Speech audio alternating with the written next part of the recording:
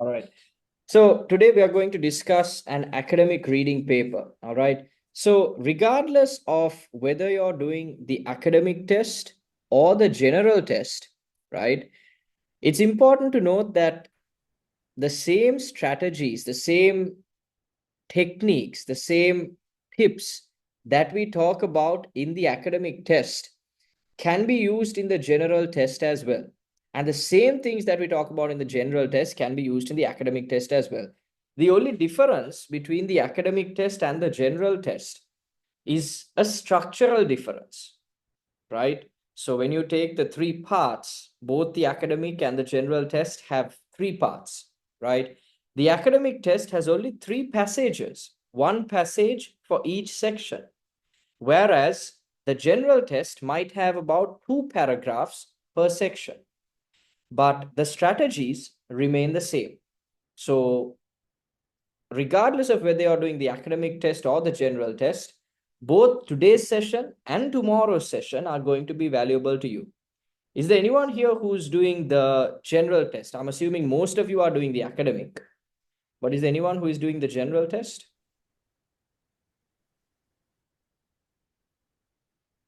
Yes. Okay. Lakshika is doing the general test. All right. So, Lakshika, today's strategies, what we're discussing today, is applicable even for the general test. And tomorrow we'll be discussing a general paper. Now, the people who are doing the academic test attend this session again because it's the same things, the same methods, the same strategies that we will be discussing, right? There is no big difference just because the paper structure is different, right? It's the same patterns that we are going to discuss. All right. Okay. So let me share my screen. And okay. So we are going to be discussing book 16, paper number 1, right? Book 16, paper number 1, right? So IELTS reading test 226. Now, the reason that I chose this particular paper is because this particular paper covers quite a bit of questions, right? A different variety of questions are covered in this particular paper. So you have true, false, and not given type questions.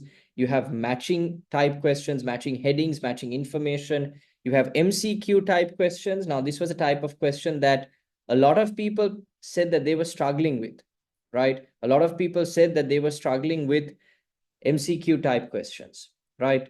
And then you also have sentence completion type questions. So we will take all these different types of questions and we will discuss this entire paper, right? So you have MCQs, you have sentence completion, right? And you also have matching type questions again, right? Classification type questions as well. Okay. All right. Now, before we get into discussing the answers for the paper, let me run you through some strategies that will be helpful when answering this paper, right? Let me discuss some strategies that you can use when answering this paper. Now, the first thing that you have to do when you get a reading test, right? The first thing that you have to do when you get a reading test is understand the difference between fixed and flexible keywords, right? When we are looking for answers in the reading test, these keywords are what's going to help us find the answers in the paper, right? A lot of people, when they are answering the questions for the reading test, they struggle to find where is the answer in the paragraph. Okay. So most people would read the question and try to find it. So they're going here, they're going there, they're going here, they're going there. They don't know what to look at, they don't know where to look at, right? And that is why keywords are very important, right? Keywords will help you understand where the answer is in the paragraph. Okay. So we have two types of keywords. We have fixed keywords and we have flexible keywords. Okay. There are a few types of fixed keywords, right? So I'll put it onto the chat box. You can write it down, right? So fixed keywords of a few types. You have proper nouns. Okay. That's the first type of fixed keywords. What are proper nouns? Right?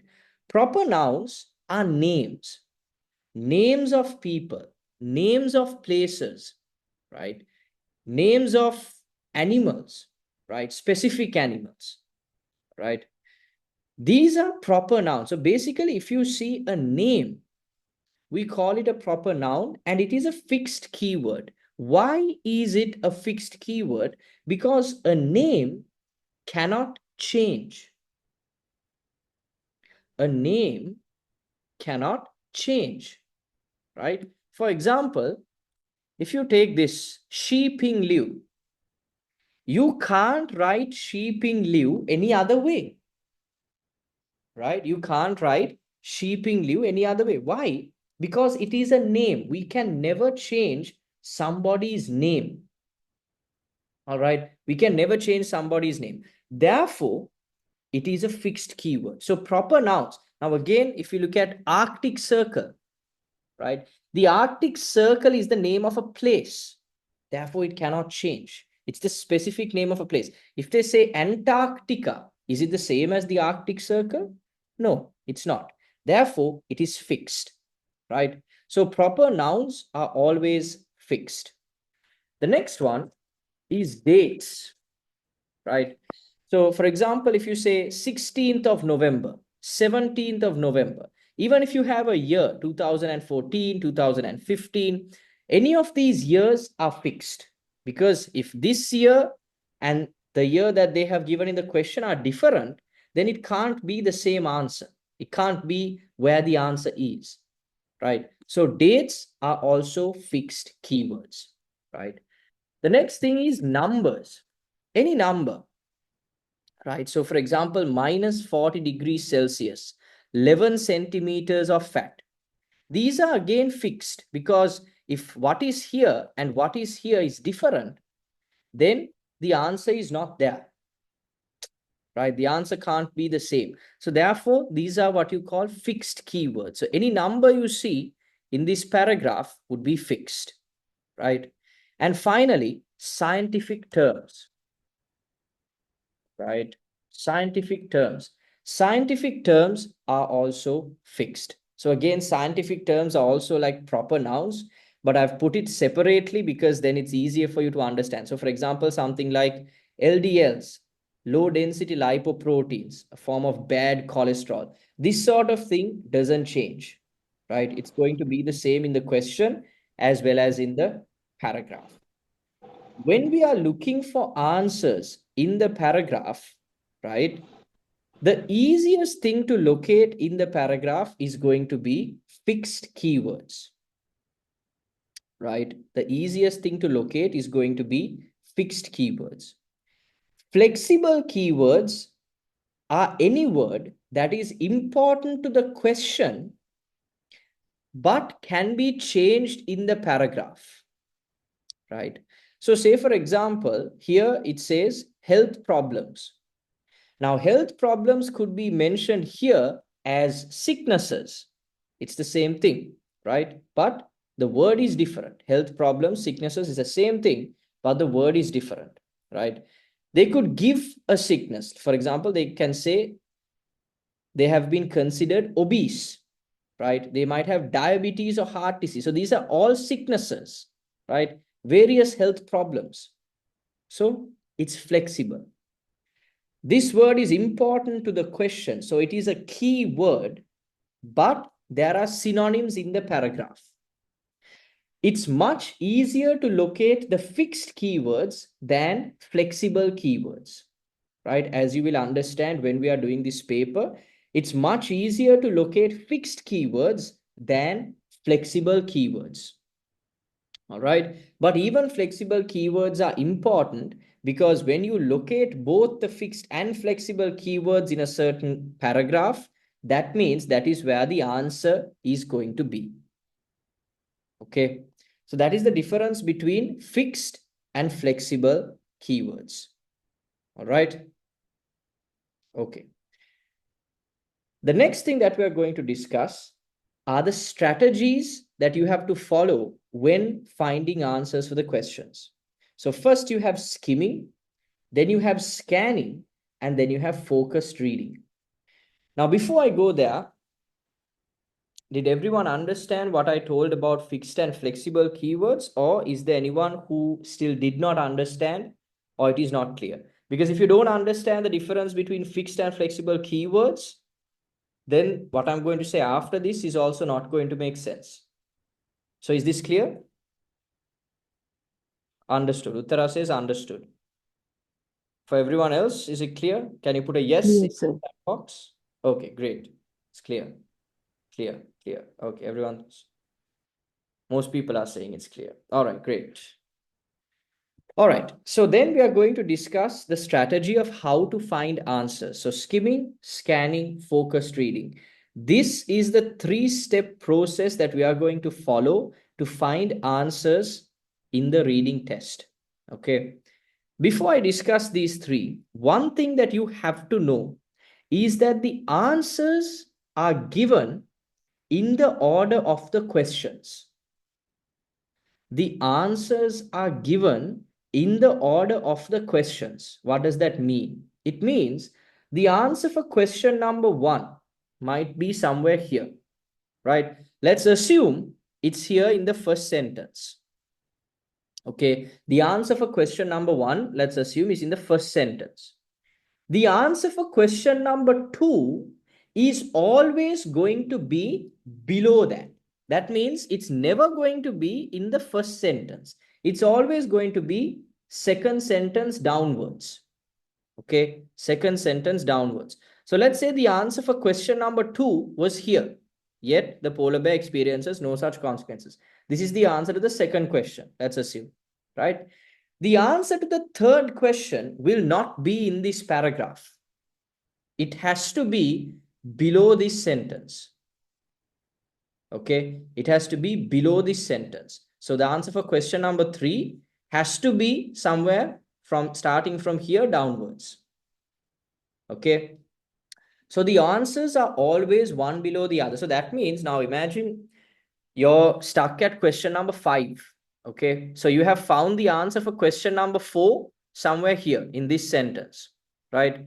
Now, to find the answer for question number 5, you don't have to keep reading all of this because it's not there, right? It's always going to be from this sentence downwards. It could be here, it could be here, it could be here. It's definitely not above this. Do you understand? It's definitely not above this. All right. So answers are always in order. There are only two types of questions where this does not happen, right? Number one, it's matching type question. So matching headings and matching information, the answers will not be in order. Okay, so matching type questions, the answers are not going to be in order. All right, so you can write that down. Matching type questions, the answers are not in order.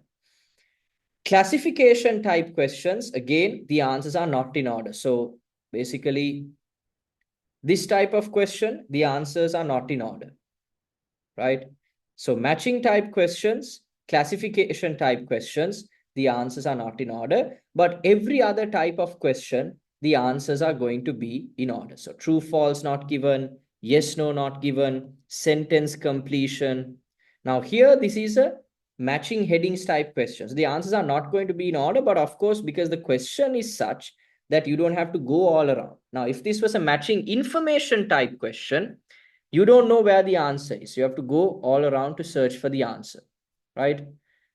What is this type of question? This is a, again, this is a MCQ type question, right? Find the two letters. So that is also going to be in a specific order, right? Sentence completion, it's in order, right? So all of these questions, again, MCQ, it's going to be in a specific order. Sentence completion, it's going to be in a specific order. So all these questions are going to be in a specific order unless it is a matching type question or a classification type question, right? Okay. Don't draw on my screen, all right?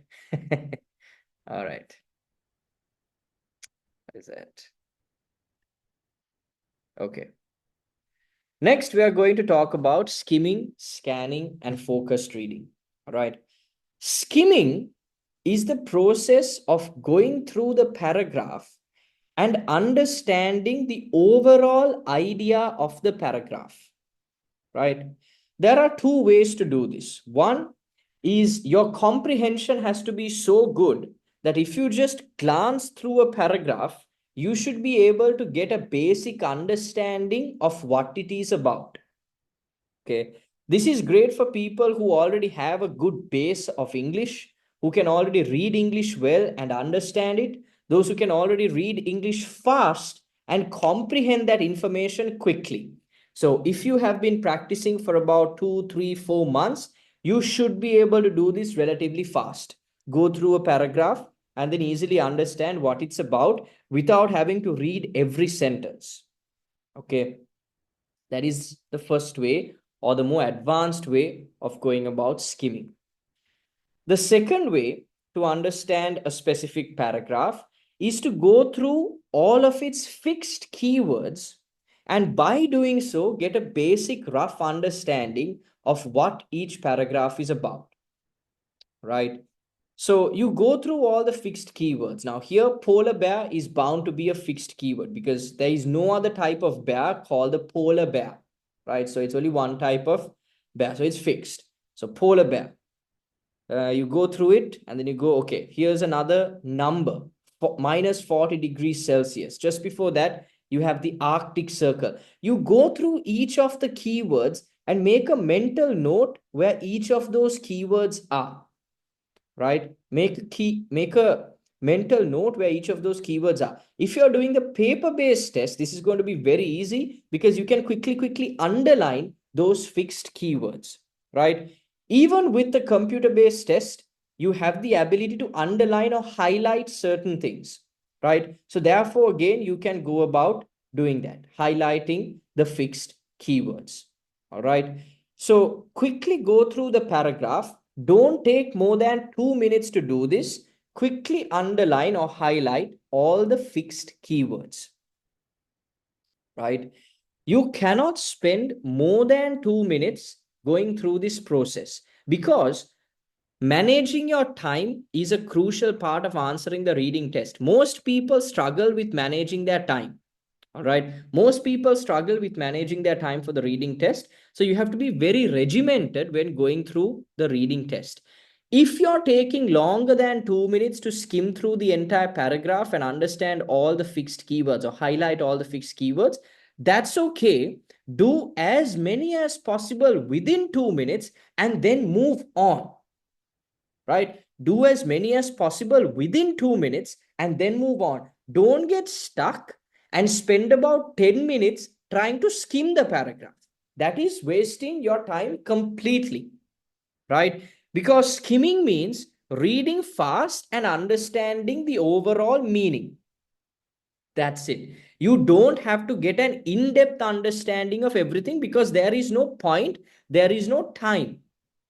All right. You just have to go through, get a simple understanding. All right. The easiest way to do that is to highlight the fixed keywords because as you're going through, you're paying attention to certain words, right? So polar bear, Arctic Circle, minus 40 degrees Celsius, and 11 centimeters of fat, 11, right? You go here, okay, you have diabetes, heart disease, all of these are names of sicknesses, obese, right? 2014, sheeping liu, right? Brown bears, polar bears, right? Again, liu, APOB, low density. So quickly highlight all of this, right? And you will understand later why this is important, but quickly highlight all the relevant fixed keywords. All right. So you see the names, you see the years, 6 months later, right? All of these you quickly highlight. All right. Tenojizu, Osaka, Gogo, male bear named Gogo, right? Again, polar bear. So every single keyword you highlight as much as possible in 2 minutes, right? That is the process of skimming. Now, of course, I understand most of you are facing the exam in a very short time period. Some of you are facing at the end of October, some of you are facing at the beginning of November. For those people, trying to go the comprehension route might be difficult if you haven't already been doing it for some time, right? If you haven't been practicing comprehension for some time, like very fast, you're not able to understand this reading passage. So therefore, highlighting the fixed keywords is your best option, right? Highlighting the fixed keywords is your best option, all right? So that we put down as skimming. 2 minutes, done and dusted. Do not take more time.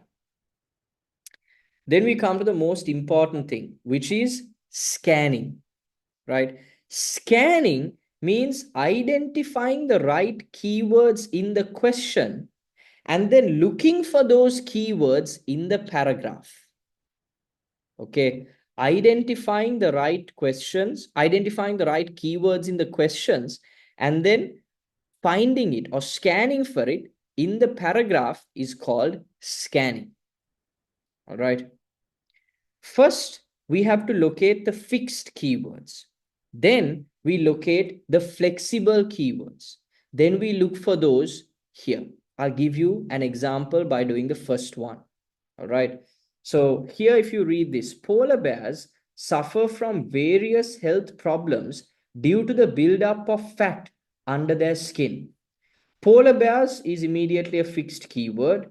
Various health problems is a flexible keyword.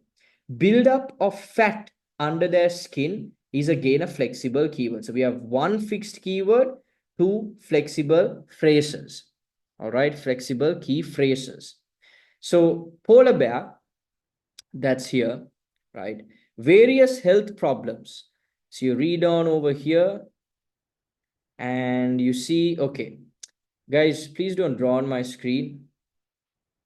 It's quite distracting.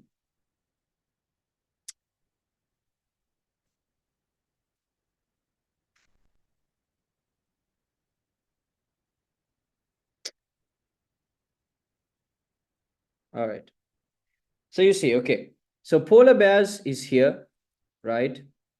And then you have fat underneath their skin, right? So fat underneath their skin.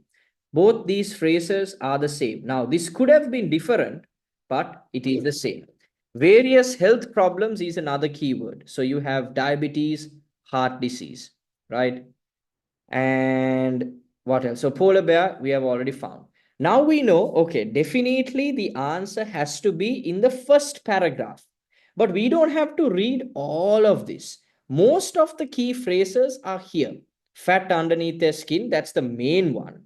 And then the health problems, diabetes, heart disease, and maybe even obese is here. Now we haven't read anything completely. We have just identified the key words. Most of our keywords are within this section, right? So what do? We move on to focused reading, right? Without focused reading, we cannot find the answers to any question, right? Without focused reading, we can't find the answers to any question because although we can locate where an answer is, we can't identify whether it's true or false or not given without properly reading it, right? So here it says, one reason for this is that they have up to 11 centimeters of fat underneath their skin. Humans with comparative levels of adipose tissue would be considered obese and would be likely to suffer from diabetes and heart disease. Yet, the polar bear experiences no such consequences.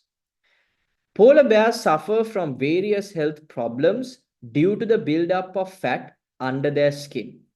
They have fat under their skin. Here they are saying humans with comparative levels of adipose tissue would be considered obese. That means humans with certain levels of fat would be considered obese and would suffer from diabetes and heart disease. Yet, the polar bear experiences no such consequences. So, our key word polar bear is again mentioned over here, right? Yet, the polar bear experiences no such consequences. Now, this is a true, false, and not given type question. So we have to put one of those three things here, right? We either have to say this is true or false or not given. True means if what is given here agrees with what is given here, that is true. If this one and this one is similar, that means it is true. False means if what is given here does not agree with what is given here. What is given here does not agree with what is given here, then it's false. If no information has been given, if nothing has been given regarding this particular question, then it is not given. Okay, but clearly now in question number 1, something has been given, right? Something has been given because we're talking about the fat underneath the skin. We're talking about the different sicknesses, right? And it's clearly saying, yet the polar bear experiences no such consequences. So what is the answer? Is it true or false? It has to be one of these two. It cannot be not given because definitely something is given. So it can only be true or false. So what is it? Is it true or false? False. False. False. So you all understand, right? So it clearly says no such consequences happen to the polar bear, right? Now we have found the answer for question number 1 at the end of the first paragraph, right? We have found the answer for question number 1 at the end of the first paragraph. All right. Now, the answer for question number 2, right?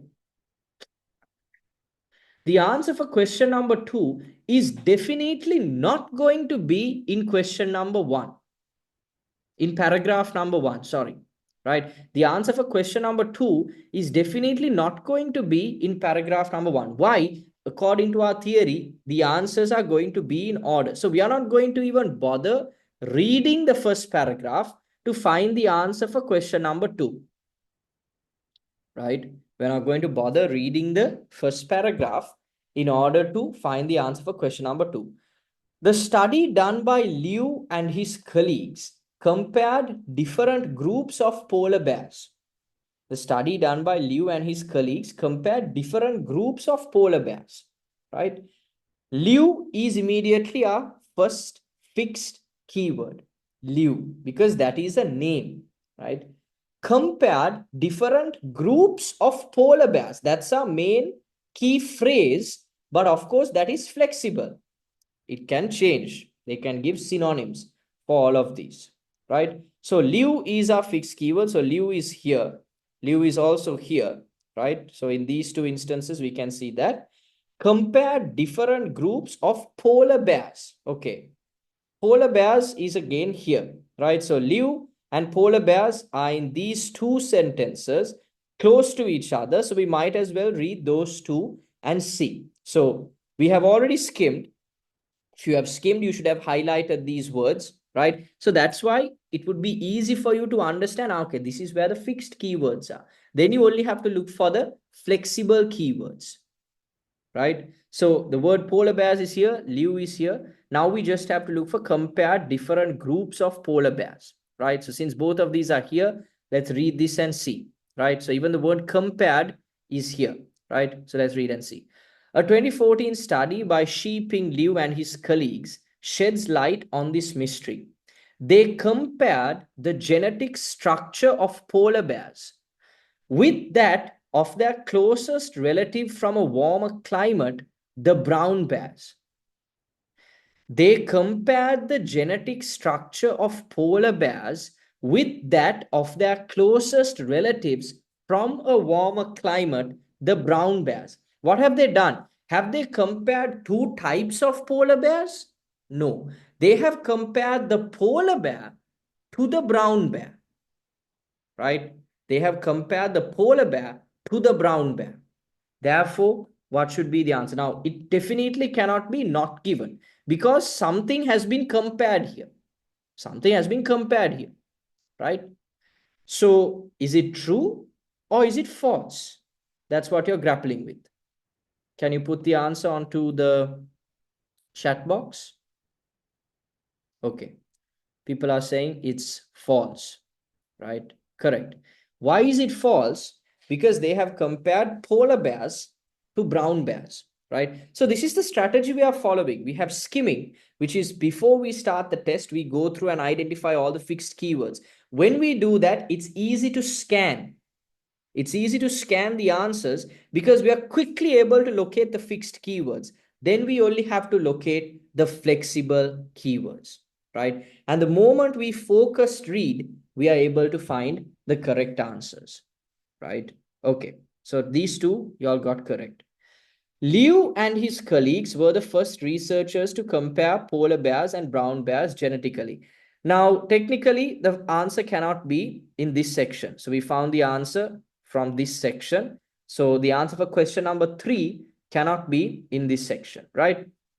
Again, where do we find Liu and his colleagues? We find it here, right? Were the first researchers to compare polar bears and brown bears genetically. Again, they're talking about a comparison, but there is nothing about a comparison being mentioned. So only comparison has been done here, right? Let's just, to be safe, let's just take a quick look here if there is a comparison done. No, nothing has been given, right?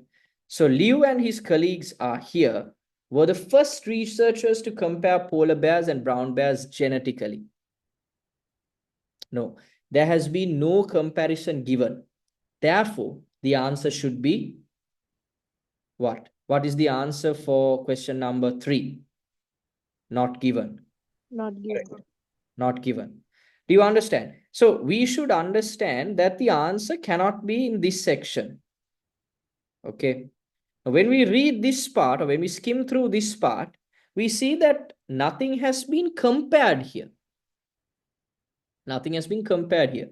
And they're saying they were the first researchers to compare polar bears and brown bears genetically. Nothing has been said that they were the first, not even here. They just said they compared the genetic structure of polar bears with that of their closest relatives. Not even here have they mentioned that they were the first researchers. So nothing has been given regarding this particular question. Therefore, it is not given. Okay, therefore it is not given. Is there anyone who thought that the answer to this question was false? Is there anyone who thought that? No. All right. Polar bears are able to control their levels of bad cholesterol by genetic means. Polar bears are able to control their levels of bad cholesterol by genetic means. Okay. Polar bears fixed control their levels of bad cholesterol. Bad cholesterol, again, here should be a fixed keyword. By genetic means, flexible keyword, right? So control bad cholesterol by genetic means. So the answer should be below this part, right? Because we didn't find anything else after that. So polar bears, gene, so genetic could be gene, known as APOB, a form of bad cholesterol, right? A form of bad cholesterol. So the answer should be in this section, right? Liu and his colleagues found the polar bears had a gene known as APOB, which reduces levels of low density lipoproteins, a form of bad cholesterol, right? Okay, so the answer should be ideally in this section. Polar bears are able to control their levels of bad cholesterol by genetic means. Okay, you read this part and you read this section. Which section? This section. And let me know whether it's true or false or not given. True. Okay. A lot of people are saying true. Yes, it is true because this particular gene is reducing their levels of low density lipoproteins. Reducing their levels of low density lipoproteins. Reducing means controlling. Increase, reduce, whatever it is. This gene is controlling their level of bad cholesterol. All right. So we found the answer from this section. Female polar bears are able to survive for about 6 months without food. Now, immediately 6 months should be an easy word to find. Ideally, when you are skimming, you should have highlighted that, right? So, female polar bears, again fixed, for about 6 months, right? Female polar bears. Where is that? 6 months and female polar bears should be the two words that are easiest to find, right? 6 months, that is here. Female bears, but they're not saying female polar bears. Here we go. Female polar bears, right? Female polar bears. And okay, 6 months of fasting. So we have a bit of a read here, but we should be able to read it and understand. Female polar bears are able to survive for about 6 months without food. Female polar bears, however, undergo extreme conditions during every pregnancy. Once autumn comes around, these females will dig maternity dens in the snow and will remain there throughout the winter, both before and after the birth of their cubs. This process results in about 6 months of fasting. Fasting means they are not taking any food. Where female bears, so female bears here again are referring to polar bears, but we can't be sure. When we see it for the first time, we can't be sure. So we had to locate this and then move down. So 6 months of fasting, right? So definitely the answer has to be yes, true, right? Female polar bears are able to survive for about 6 months without food, right? So that is clearly mentioned here that they're able to do 6 months of fasting, right? Okay, so the answer was located in this part. Female polar, yeah, it was found that the bones of female polar bears were very weak when they came out of their dens in spring. Despite this, their bones remain strong and dense. Now, despite fasting for 6 months, their bones remain strong and dense, right? That means they are not weak at all, right? Therefore, what would be the answer? Now, again, here, we can easily get the answer here. But if you actually look a bit further down, in addition, 6 months later, when they finally emerged from the den with their cubs, there was no significant loss of bone density, right? Female polar bears were very weak when they came out of the dens in spring. So it's said here already that they were strong and dense. Here again, they have reiterated that point. So what is the correct answer? False, right? False. Because what they have said here is different to what they have said here, right? Final question, question number 7. The polar bear's mechanism for increasing bone density could also be used by humans one day, right? So we found the answer over here. Let's read from this section and see, right? Humans is here, right? People, humans, that's there. Polar bear is here. Increasing bone density, bone remodeling. Again, the density is mentioned in this paragraph, but I think reading from here would make sense because humans and polar bears both have been mentioned here. Hibernating brown bears do not have this capacity and must therefore resort to major bone reformation in the following spring. If the mechanism of bone remodeling in polar bears can be understood, many bedridden humans and even astronauts could potentially benefit. The polar bear's mechanism for increasing bone density could also be used by humans one day, by people one day. And even many bedridden humans and even astronauts could potentially benefit. Is this true or false? It's true. It's true. Question number 7, the answer is true, right? Do you understand? Is there anyone who did not understand this true, false, and not given type question?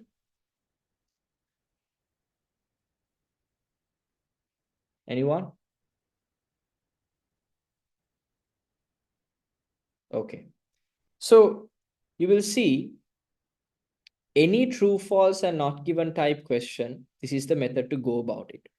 For most people, the most difficult part of a true, false, and not given type question is the focused reading part. That means even if they read, even if they find where the answer is, and even if they read that relevant section, sometimes they don't understand whether it's false or whether it's not given, right? They don't understand whether it's false or whether it's not given. In this case, the best thing that you can do is work for a few days on improving your reading comprehension. Do true, false, and not given type questions in this way again and again and again. Like take about 10 different papers and only do true, false, not given type question and really try to understand the connection between the question and where the answer is, right? The more you practice this, the more you're able to understand what is being said. So when you follow this strategy of scanning and focused reading, you can easily pick up the answers, right? Now we move on to questions 8 to 13. Excuse me, sir. Yes. Sir, for the third question, it was take as the not given as the answer. Can it be false? Because in 2008 there was this comparison study was done by that two other people. So the study was done before 2014. Where is that? In the Why I third asked when question. we were doing question number 3, that's why I specifically asked if anyone thought it was false, right? Now, where does it say 2008 they have done this comparison? Was it here? Alison, in the third paragraph or somewhere. 2, 3. No, the fourth one, I guess. Alan Oxen Good Ship in 2008.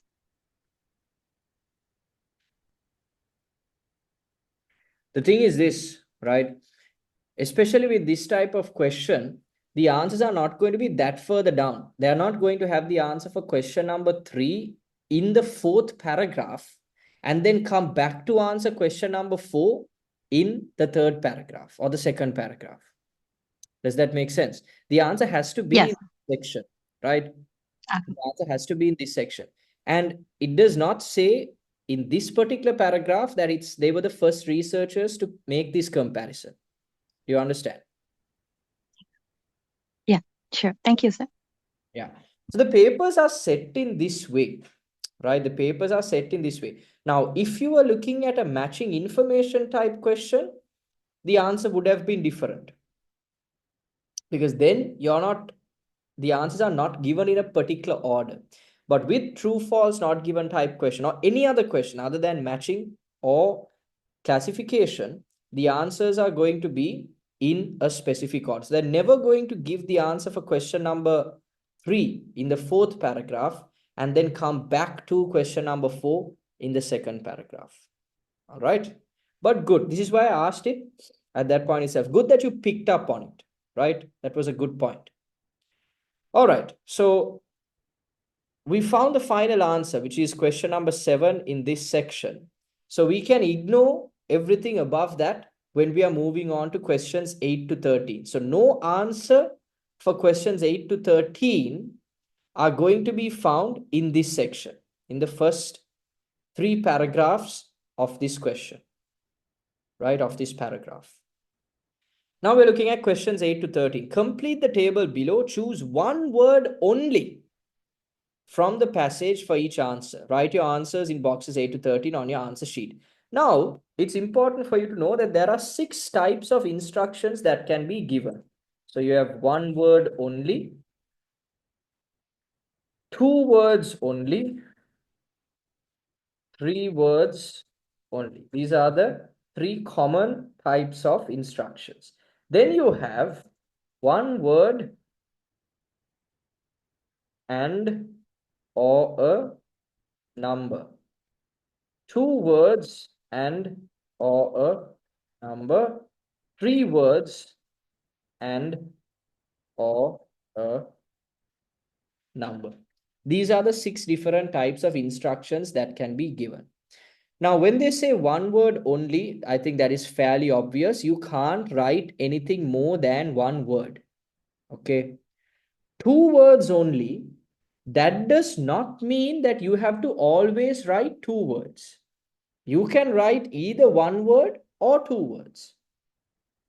You can't write more than 2. Do you understand? 3 words only is the same thing. You can write one word, you can write 2 words, you can write 3 words. You can't write 4 words.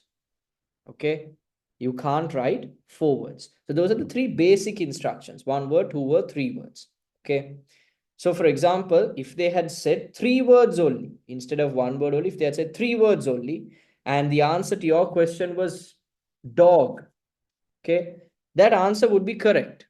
If it was the correct answer, it will be correct, right? You don't always have to write 3 words. You can write 1 word, but you can't write 4 words. 1 word and or a number. Now, this is, for some people, is a bit tricky. Okay. When they say 1 word and or a number, what they're saying is you can write 1 word and a number, or either a word or a number. What does that mean? If the answer for the question is dog, this is correct. If the answer for the question is tree, this is correct. If the answer for the question is 3 dogs, this is also correct. Why is it correct? Because you can write a number and a word. 1 word and a number. Do you understand? 1 word and a number you can write. So check the chat box, right? I'm explaining using the chat box, right? 1 word and a number can be written. So if you're saying 3 words and a number, you can write 3 big black dogs. Clear? Now you might think, hey, but that's 4 words. No, it's not 4 words. It's 3 words and a number. Don't write the number in letters. Don't write it like this, 3. Just put it as a number. Is that clear? So here, this one is fairly obvious. They're saying choose 1 word only from the passage for each answer. So that's fairly easy because you only have to write 1 word. You can't write numbers. You can't write 2 words, nothing. It's just 1 word. All right. Okay. Reasons why polar bears would be protected. Oh, sorry. So even up to this part, we have already read. So we can ignore this part as well, right? Many bedridden humans and even astronauts could potentially benefit. So all of this, the first 4 paragraphs, we can completely ignore when it comes to question number 8. All right. Why is that? Because we have already found answers in all of these sections. And according to how the paper is set, according to our theory, all the answers are going to be in order. The order is not going to change. Okay. So we're going to follow the same strategy. We're going to scan and then we're going to focus read. People think of bears as unintelligent and blank. Okay. So we have to find the word bears, right? And unintelligent. Both of these, now bears can be fixed, right? Unintelligent is flexible. There could be different other words for unintelligent, right? So bears, if we look at it, bears, the word bears is here. Unintelligent means stupid, stupid, right? Bears, on the other hand, seem to be perceived as stupid and in many cases violent. People think of bears as unintelligent and what is the answer? Yes, HAS Vijay Singha has put the correct answer. Did everyone else get that as well, Ishini? Yes, that's correct. Violent, right? Bears, on the other hand, seem to be perceived as stupid, which means unintelligent, and in many cases, violent, right? And violent. Did everyone understand that? Does anyone have any questions? Any questions? No. However, this may not be correct. For example, in Tenoji Zoo, immediately we can identify this as a fixed keyword. It's the name of a zoo. A bear has been using a branch as a blank. This allowed him to knock down some blank. Okay, first let's locate the fixed keyword, which will be easy. That's here, Tenoji Zoo. A bear has been seen using a branch as a blank. Okay. A male bear called Gogo. Now, bear bear, right? Tennoji. A male bear called Gogo in Tennoji Zoo, Osaka, has been observed making use of a tool to manipulate his environment. The bear used a tree branch on multiple occasions to dislodge a piece of meat hung out of his reach. Right now, these are two questions that go hand in hand. A bear has been seen using a branch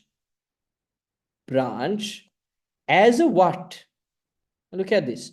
A male bear called Gogo in Tennoji-su, Osaka, has been observed making use of a tool to manipulate his environment. He has been using some object to manipulate his environment. The bear used a tree branch on multiple occasions. So he has been using this branch as a what? As a tool. Okay, yes. Ishini, you have put the answer to question number 10 as well. But the answer to question number 9 is tool. This allowed him to knock down some blank. To dislodge. Dislodge means knock down. Dislodge means knock down some what? A piece of meat. So some meat. Some meat. In Tennoji Zoo, a bear has been seen using a branch as a tool. This allowed him to knock down some meat. Did you understand that? So what are we doing? All we are doing is we are locating the relevant keywords and then we are focused reading so that we can understand what is the correct answer. I see only a few people replying in the chat box. I hope this is clear to everyone else as well. Is there anyone who did not understand up to question number 10?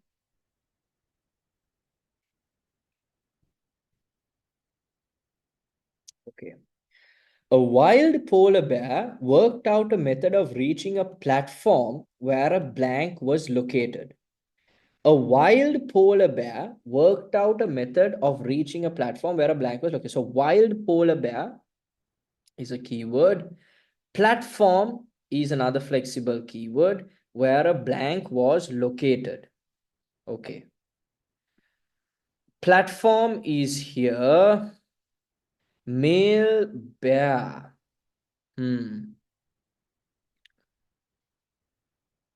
Polar bear is here. A calculated move by a male bear involved running and jumping onto barrels in an attempt to get to a photographer standing on a platform 4 meters high. Now, this is a tricky instance, right? This is a tricky instance. So, if you're just looking with the keywords, we're just looking at face value here. Wild polar bear and male bear can mean two different things. But if you read the question or if you read the sentence earlier, then it starts to make more sense. Problem solving ability has also been witnessed in wild polar bears, although not as obviously as with Gogo. So they are referring to wild polar bears as a male bear over here. A calculated move by a male bear involving running and jumping onto barrels in an attempt to get to a photographer standing on a platform 4 meters high. A wild polar bear worked out a method of reaching a platform where a blank was located. So, what is the answer? Okay, some of you have given different answers. Let me clarify. Some of you are saying photographer. Some of you, Geminica, you're saying standing, is it? No, sir. The flexible keyword is the stand, so that's how I select that answer as the photographer. Yeah, it says the locating and the platform, then Yeah, together. correct. Yeah. Is standing, correct. Yes, okay. Makes sense. Who is HAS Vijay Singha? Can you unmute yourself? Why are you saying that it's barrels? No, sir. I think it's wrong because I saw the after after answering. I think it's a photographer. It can't be so that so grammatically also you have to think about the answer. If an answer is grammatically incorrect, then it's definitely wrong, right? It'll never be where a barrels was located. Clear. It has to be one thing, right? It has to be one thing. So if it was barrel, maybe. but it says clearly barrels, right? So a wild polar bear worked out a method of reaching a platform where a blank was located, right? So what are they saying here? Although a calculated move by a male bear involved running and jumping onto barrels in an attempt to get to a photographer standing on a platform 4 meters high. So who is he trying to get to? He's trying to get to a photographer. Is that clear? Make sense? All right. Then the next question is, polar bears have displayed behavior such as conscious manipulation of objects and activity similar to a blank. Right. So we can ignore this part. Conscious manipulation of objects. So again, polar bears, conscious manipulation of objects. Manipulation. Polar bears show deliberate and focused manipulation of objects and activity similar to a blank.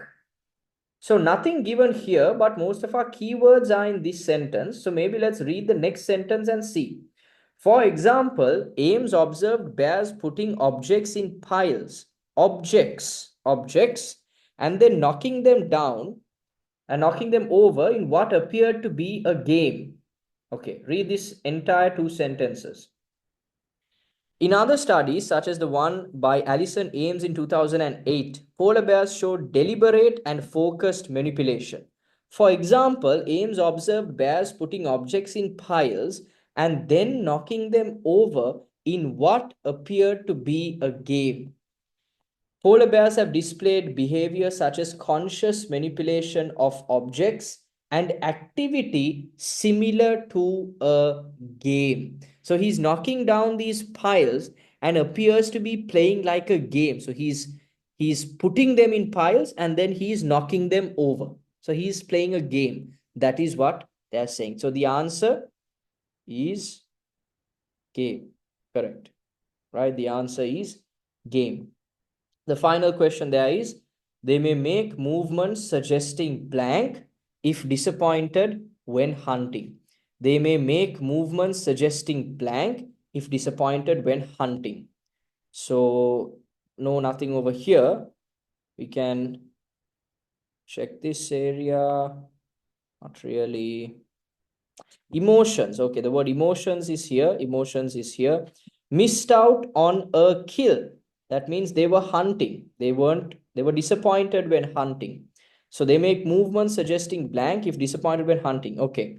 So emotions, disappointed when hunting. Let's read this and see. As for emotions, while the evidence is once again anecdotal, many bears have been seen to hit out at ice and snow. So they are making movements. They're hitting out at ice and snow, seemingly out of frustration when they have just missed out on a kill. So they're doing actions to show that they are frustrated when they are disappointed that they missed out on a kill. What would be the answer? Yes, correct. The answer is correct. It's frustration, right? The answer is frustration. All right. So you clearly understand the structure, the method we are following. Skimming, which we do right at the beginning in 2 minutes, and then we resort to scanning and focused reading, right? Scanning and focused reading. All of the questions we discussed follow the same pattern. Guys, even if you're doing the general paper, I think there was one person, it's the same thing you have to do. Same pattern, same structure, same methodology. Now you have to understand a few key things here. Regardless of how good your English knowledge is or not, you can identify fixed keywords. If your English knowledge is okay, I mean, obviously, if you are at a level where you can understand what I am teaching, that means you can identify the flexible keywords as well. Where you will mainly struggle is in this focused reading section, which is you find where the answer is. I've had so many students telling me this problem. They can find out easily where the answer is. Once you apply this scanning method, you can identify, okay, this is where the answer is. So this section, the answer is there.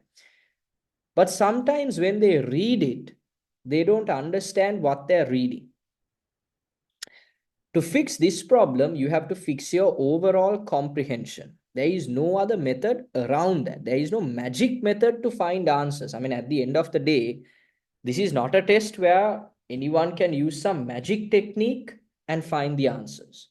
You have to improve your comprehension. You have to improve your ability to understand what you are reading. Okay. For those of you who are struggling with comprehension, one of the best exercises you can do is reading and summarizing. So you read a passage, let's say you read this part up to here, right? From here up to here. You can either write it and summarize it. So read it, don't look at it, remember what you read, and summarize this information on a piece of paper. Just summarize what you understood. Or you can talk about it. You can create a video of yourself speaking about what you learned here. This will not only help your writing and speaking, but also it will really, really improve your ability to understand what you're reading. Because most often, sometimes even if your English is good, you can read very fast, but sometimes you don't understand what you're reading. All right. This is a problem that a lot of people have. I mean, I've had friends who have spoken English for a long, long time. English is probably the language they're most comfortable with. But sometimes when they read something, they have to read it 2, 3, 4 times to really understand what they're reading. So, the best way to fix this, the best way to improve your comprehension is to read and summarize that information. All right. That's one thing to keep in mind. The next thing to keep in mind is whenever you're practicing reading papers, you need to get the full 13 marks for the first part. That has to be your aim. So, always when you're practicing, take about 10 different papers. All right. Take about 10 different papers and only practice the first section. Only practice part one. See what type of questions repeat themselves in part one. Mainly, you will get true, false, not given, and sentence completion type questions in part one. Very rarely would you ever get an MCQ type question for part one. Very rarely, right? I mean, again, very rarely you would get a matching type question. It's not something that you would see often. So, true, false, not given, yes, no, not given, sentence completion. These are question types that you will see in part one, right? Take about 10 different papers, okay, and start practicing as much as possible until you get 13 out of 30. Okay, there might be 13 or 14 questions depending on the paper. Until you get full marks for part one, keep practicing. Why is this? When you get full marks for part one, that takes the stress off of part two, which is definitely going to be harder than part one. In the reading test, each section gets progressively more difficult. That means part 2 is more difficult than part 1. Part 3 is more difficult than part 2. So if you get full marks for part 1, you're reducing a little bit of the pressure for part 2. Okay, you're reducing a little bit of the pressure for part 2. So like I said, take about 10 different papers and practice only part 1 until you're getting 13 or 14 out of 14. Clear? All right. Then we move on to the second paragraph. Okay, before I go here and start, is there anyone who has any questions? Anything that you would like to clarify? Any questions that you may have? Anyone? Just give me 1 second, guys. I have to put my laptop to charge. But in the meantime, does anyone have any questions? Anything that you didn't understand? Anything that you're struggling with?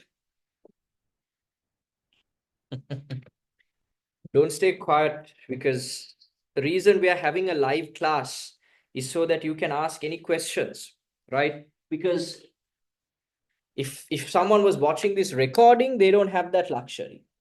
They're just watching me teach. So the difference between a live class and a recording is that in the live class, you can ask questions and clarify your doubts. Okay.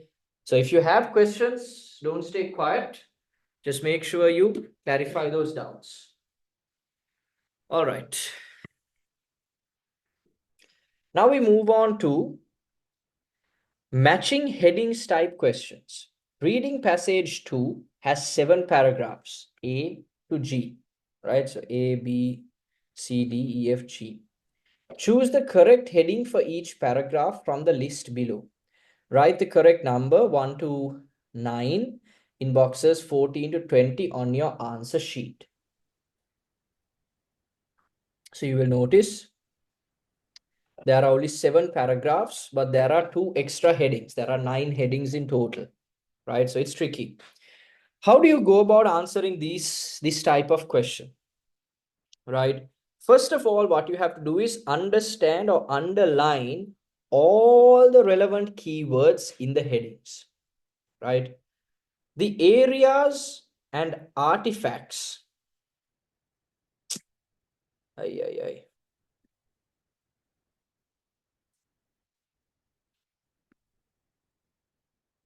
Sorry. This is just refusing to work. That's okay. Okay. The areas and artifacts within the pyramid itself. So I'll make a note of this, all right? Areas, artifacts within the pyramid. Okay, that's a very important keyword. Inside the pyramid, all right? Areas, artifacts inside the pyramid. A difficult task for those involved. A difficult task for those involved. A king who saved his people. A king who saved his people, all right? A single certainty among less definite facts. That means one thing is sure around many other unsure things. Okay. An overview of the external buildings and areas. An overview of the external building, the outside buildings and areas, right? A pyramid design that others copied. So a design that others copied, right? An idea for changing the design of burial structures, changing the design. Here, what are they saying? The design that others copied. Here, they're saying an idea for changing the design, right? An incredible experience despite few remains. An incredible experience despite few remains. The answers to some unexpected questions. So unexpected questions, there were answers. Okay. Now we know all the relevant keywords. Okay. Why I personally find this type of question very easy is because they have given it in paragraph order. Okay. So you don't still have to go around looking for answers. You don't have to go around looking for answers. You have to just read this particular paragraph. In reality, you don't have time to read the entire paragraph. Now, if you're going to read from here to here and then go through these and then try to find the answer, it's going to take an eternity. It's going to take a long time, right? Now, we know all the relevant keywords. The only thing we have to do is scan for these relevant keywords inside this paragraph. First, read the first line and the last line. The first line and the last line. Most of the time, I would say 50 to 60% of the time, the answer should be in the first line or the last line. There are, of course, there's another 40 to 50% chance that it's not in the first and the last line. If you can't find the answer, if you can't find the relevant keywords in the first and the last line, then go through the middle. Otherwise, if you find the answer, don't go through the middle. Immediately write the correct answer. All right. So first, let's go through paragraph A. The pyramids are the most famous monuments of ancient Egypt and still hold enormous interest for people in the present day. None of these keywords are there. It's just a famous monument. It's very interesting up to the present day. Nothing like that was said here. However, there is no question that as far as Egypt is concerned, it began with one monument to one king designed by one brilliant architect, the step pyramid of Hoser in Saqqara. There is no question that as far as Egypt is concerned, it began one single certainty. There is no question that this is a fact. So what is the answer? The only heading, there's only one heading here with that particular keyword. There is no question that 4, right? A lot of you are saying 4. Now, if you are going through the questions, you should be able to identify the correct answer by reading just this line. But if you read the line above this, it makes even more sense. The evolution of the pyramid form has been written and argued about for centuries. However, there is no question as far as Egypt is concerned. It began with one monument to one king designed by one builder. So here they are saying this has been written about and argued for centuries. The evolution of the pyramid form has been written about and argued for centuries. There are many uncertain things that they have discussed about the evolution of pyramids. But one thing is certain. What is that certain thing? It began with one monument to one king by one brilliant architect. That is sure, right? That is one single certainty among the other unsure things. Clear? All right. Did everyone understand that?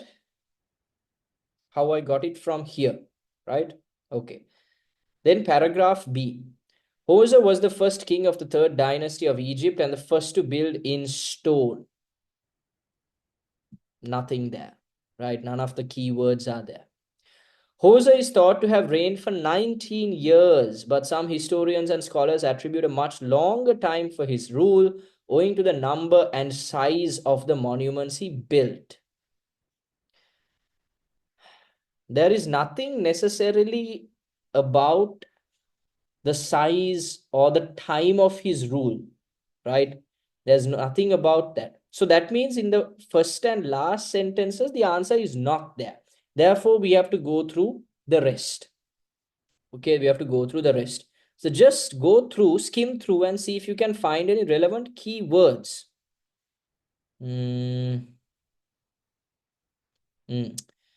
Look at this. For reasons which remain unclear, Hoser's main official, whose name was Imhotep, conceived of building a taller, more impressive tomb for his king by stacking stone slabs on top of each other, whatever. But here, Imhotep conceived of building a taller, more impressive tomb for his king, right? Imhotep came up with a new design, right?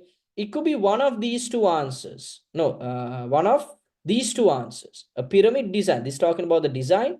Here we're talking about changing the design. Now, if you read this section, they will say, prior to Hoser's reign, that means before Hoser's reign, tombs were rectangular monuments made of dry clay brick, which covered underground passages where the deceased were buried.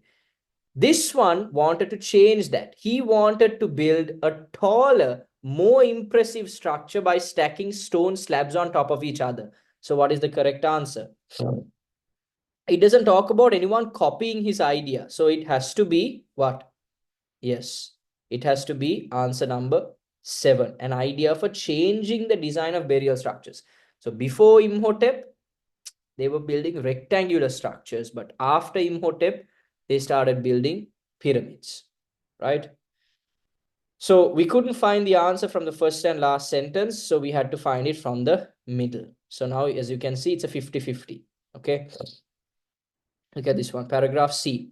The step pyramid has been thoroughly examined and investigated over the last century, and it is not known that the building process went through many different stages. And it is now known that the building process went through many different stages, right?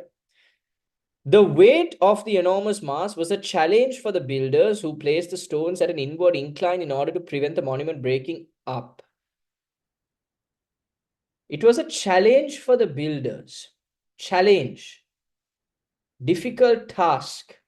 Challenge means difficult. So that's a direct synonym, right? That's a direct synonym. Challenge, difficult task. So obviously the answer is number 2. Some of you picked it up quite fast, right? So challenge means a difficult task. That is correct, right? So again, we found the answer from the last sentence. When finally completed, the step pyramid rose 62 meters high and was the tallest structure of its time. Tallest structure. Not really. Joseph was proud of his accomplishment that he broke the tradition of having only his name on the monument and had Imhotep's name carved on it as well. Nothing there. So we'll have to read the middle then, right? The complex in which it was built was the size of a city in ancient Egypt and included a temple, courtyard, shrines. Okay, so it makes sense. What are they talking about? They're talking about the complex in which the pyramid was built. The pyramid is there. Outside that, you have the complex in which it was built. In that complex, you have the temple, courtyard, shrines. So what are they talking about? What's the answer to this question? What's the answer to this question? 5. An overview of the external buildings and areas. They're talking about what was inside the complex in which the pyramid was built. So what was there? There was a temple, there were courtyards, there were shrines, there were living quarters for the priests. All of that was there. All right. So that was there. So we were talking about the external buildings and area. So he's giving an overview of the external buildings and areas, right? That is paragraph D. Paragraph E. The burial chamber of the tomb where the king's body was laid to rest was dug beneath the base of the pyramid, surrounded by a vast maze of long tunnels that had rooms of them to discourage robbers. Okay. Nothing there really. There were other historians, however, who claimed the vessels were dumped into the shafts as yet another attempt to prevent grave robbers from getting to the king's burial chamber. Again, nothing. So we'll have to read the inside of this paragraph, the middle part of this paragraph.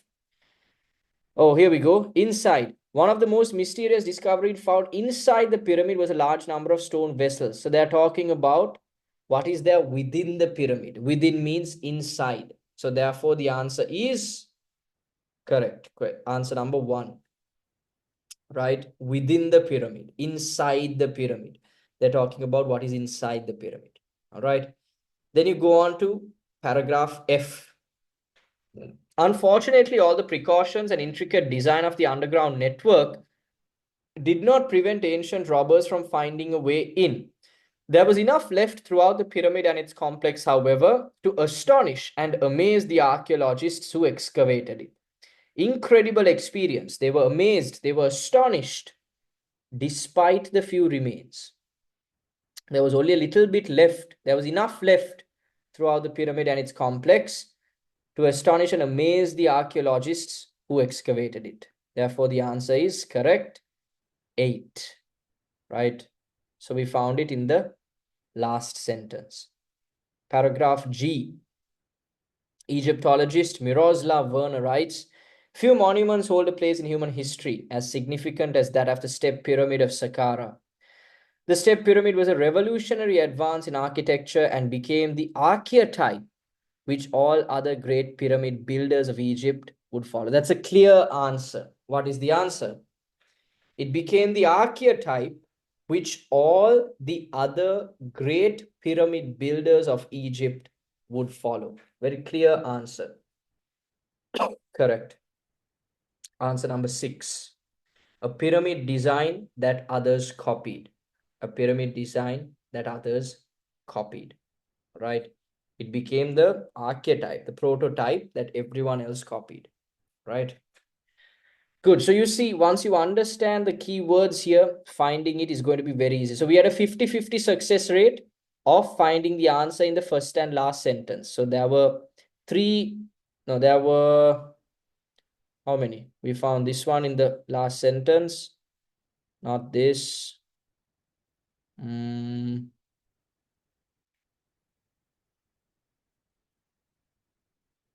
this one we definitely found in the last one. This one we found in the last sentence. Challenge for the builders. Yes. This one we didn't find in, we found it in the middle. We found this also in the middle. Here we found it at the end. Here we found it at the end. So there was almost a 60-40 percentage. 4 questions were found in the first and last sentence. 3 questions were found in the middle. All right. So this structure is extremely effective. So make sure you locate all the relevant keywords first. Then you try to locate the keywords in the relevant paragraph step by step. Very easy. All right. Okay. Now we come to a different type of question. Now look at this, okay? I told you that when it comes to matching type questions, the answers are not in order. Now, if you look at this type of question, where we move on to questions 21 to 24, right? If this question was like a true, false, not given, or if this was an MCQ type question, and if the answers stopped from here, then this set of questions would have started from here. But with this matching type question, all the relevant paragraphs we had to read. So there's nothing below that. Now it's tricky because we have to find this first answer from we don't know where. It could be here, it could be here, it could be here, it could be here. We do not know. But when we find this answer, when we find the answer to question number 1, everything else is going to be in order. Do you understand? Because this is a sentence completion type question, and according to our theory, in sentence completion type questions, answers are going to be in order. But this one, we do not know where it is. We have to find this one from somewhere. Once we locate that, everything else is going to be in order. All right, everything else is going to be in order. Okay. How do we find the answer to this one? Same strategy that we have been using. We find the relevant keywords, we locate it, we scan for it, and then we focus read. All right.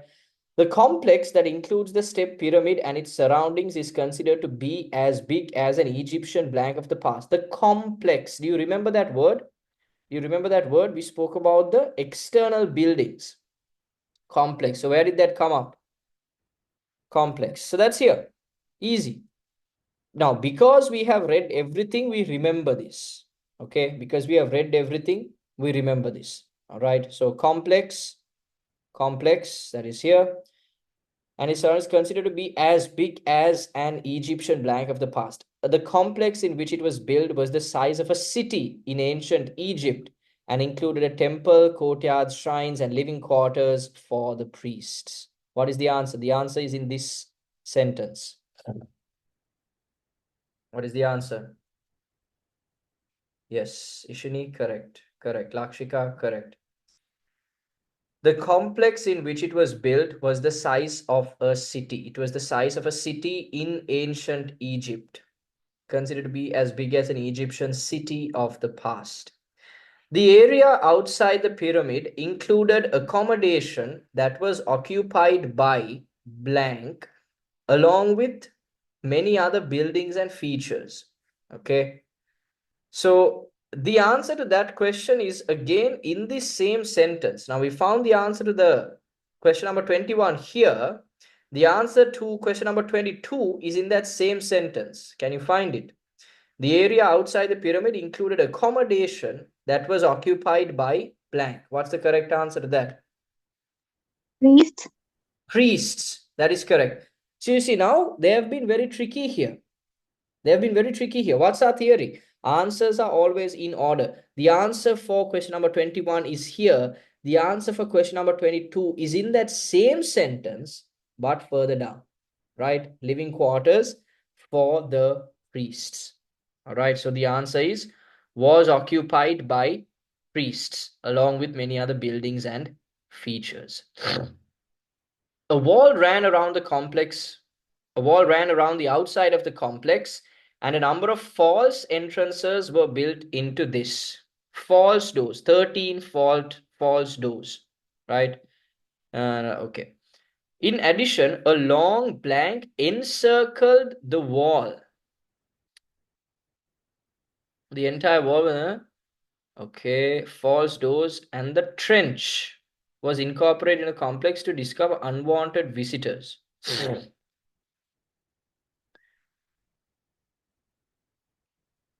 The entire wall was then ringed by a trench, ringed by a trench, not ringed, sorry. So the entire wall was then ringed by a trench, 750 meters long and 40 meters wide. So ringed means encircled, right? Ringed means encircled. They circled, right? Ringed it. So what did they do? What did they ring around? They ringed around a trench, right? They ringed around a trench.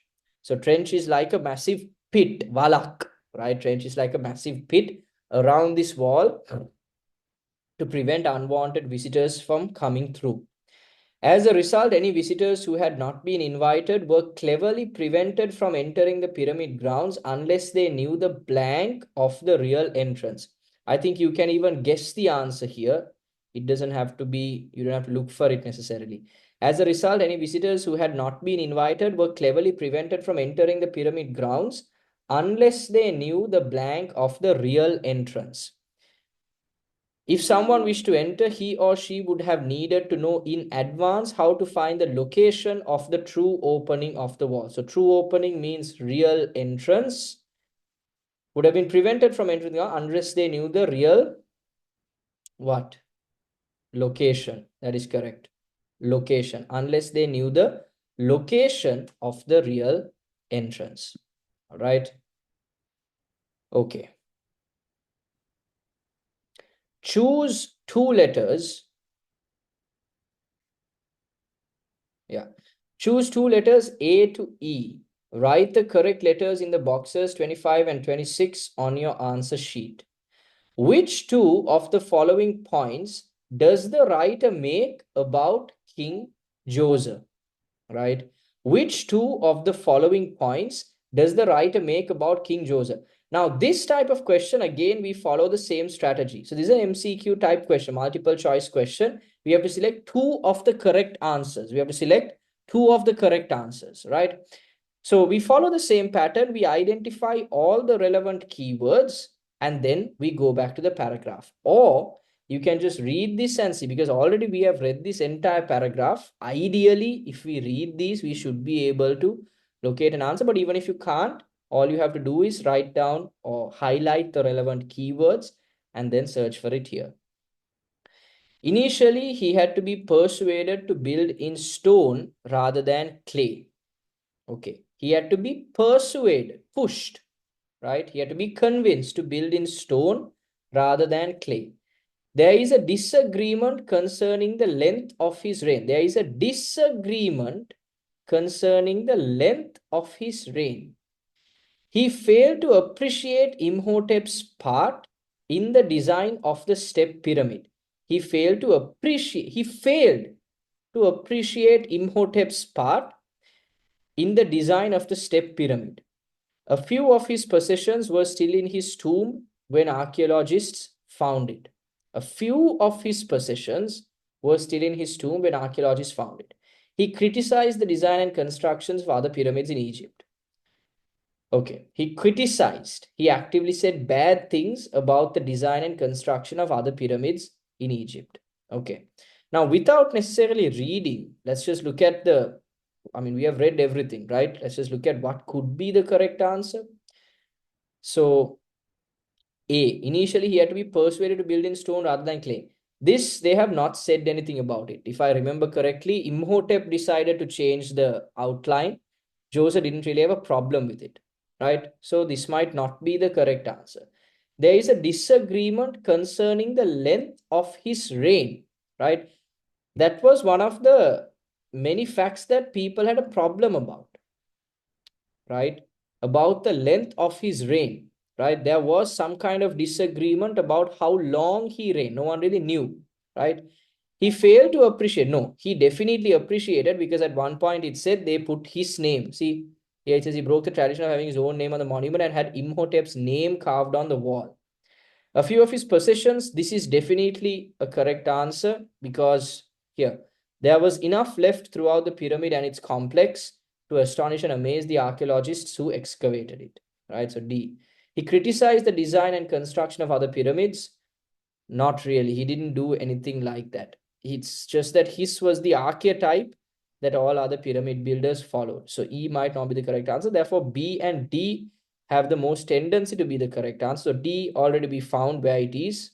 It's here. Disagreement concerning the length of his reign, right? Mm,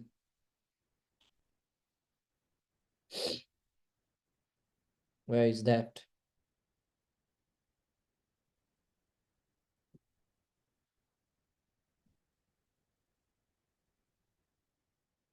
Okay, so most of you have gone with the correct answer B and D. Did you all also go out of memory, or did you all find where the answer for B is? Who has given the answer? Ishini, did you find where the answer is for B? It's around paragraph 2 or something, sir. I also remember something of that sort Yeah, at the end. at the end. Josiah is thought to have reigned for 19 years, but some historians and scholars attribute a much longer time for his rule owing to the number and the size of the monuments he built. Yes, his reign had come into disagreement, right? So B and D are the correct answers. That's correct, right? Good. All right, so that is the end of the second part, right? Again, with this type of question, all we did was follow the keyword strategy. So once you start understanding how to locate the relevant keywords and locate where the answer is, it becomes infinitely easier to find where the answer is, right? And then when you read that section carefully, right, you can locate the answer. Makes sense? Even when you're practicing for part two, now part two, you have to try and get at least 11 to 12 of your answers correct, especially while you're practicing, right? 11 to 12 of your 13 answers, 13 or 14 questions should be correct, right? Otherwise, at the exam, you're going to be in a tricky situation, right? Because at the exam, you get flustered, you get panicked, so you don't know where you might make mistakes. So when you're practicing at home, the first section, everything has to be correct, no doubt, right? Everything has to be correct. Part 2, at least 11 to 12. That means you can get 2 wrong maximum in part 2. 2 wrong maximum in part 2. Why? Part 3 is going to be a lot harder than part 2. Part 3 is going to be a lot harder than part 2. So if you have got only 2 questions wrong out of 26 questions, right? That means you have got 24 questions correct. Very little stress when it comes to part 3. Even if you get 6 answers correct, you're already at a band 7, right? If you're doing the academic test, right? 6.57 range already there, right? If you have got 24 answers correct in the first 2 sections, so no stress at all, right? So when you go to part 3, of course, if you're getting about 11 questions, 10 questions, 11 questions correct, fabulous. Definitely you're going for a band 8 plus score, right? But if you're getting 6 7 in part 3, that's still fine, because you have done what you had to do in part 1 and 2, right? So that is why it's very important to answer part 1 and 2 as correctly as possible, right? Now we come to a very difficult type of question. At least what you have said is a difficult type of question, which is MCQ type questions. All right, MCQ type questions. So again, with this type of question, the only way to go about it is to underline the relevant keywords and then search for the correct answer in the paragraph, right? Here they have made it a bit easy for us because they have given us the relevant paragraph to look for the answers. The first paragraph tells us about what? Second paragraph tells us about what? So these 2 questions should not be that hard. Let's hope. Third question onwards, they haven't really given a specific paragraph, so we'd have to look, but it's definitely going to be somewhere below, right? Okay. The first paragraph tells us about the kinds of jobs that will be most affected by the growth of AI. So they have to list out types of jobs that will get affected by AI. So you have to read and see, are there types of jobs? The extent to which AI will alter the nature of work that people will do. How much will AI change the work that people are doing, right? The proportion of the world's labor force who will have jobs in AI in the future, right? How many people in the world's labor force will have jobs in AI? Is that what they're talking about? The difference between ways that embodied and disembodied AI will impact on workers. How will these two methods of AI impact workers? Right? The difference between the ways that embodied and disembodied AI will impact on workers. Okay. So all we have to do is read the first paragraph and identify which one is the correct answer. According to a leading business consultancy, 3 to 14% of global workforce will need to switch to a different occupation within the next 10 to 15 years. And all workers will need to adapt as their occupations evolve alongside increasingly capable machines. Automation or embodied artificial intelligence is one aspect of the disruptive effects of technology on the labor market. Disembodied AI, like the algorithms running in our smartphones, is another. Right? What have you put as the answer?